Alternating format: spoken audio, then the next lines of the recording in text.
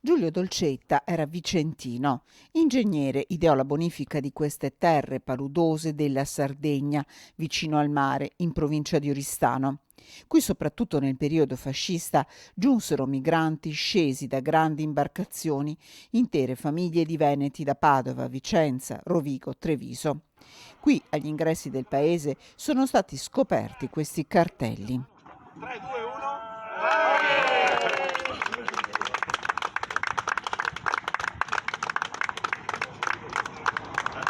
Per terra, per San Marco! Per terra, per San Marco! Per terra, per San Marco! Arborea diventa così il primo comune iscritto nel registro dei comuni onorari del Veneto.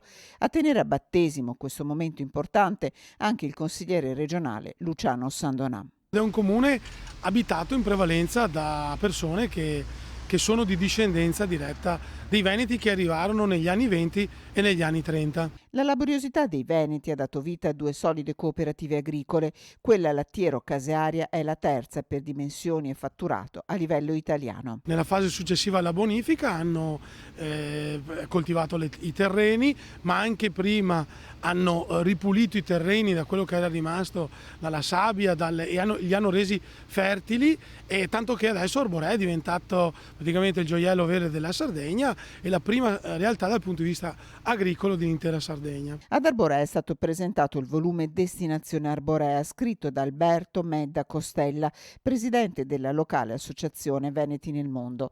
17 testimonianze, i racconti della viva voce dei coloni o dei loro discendenti.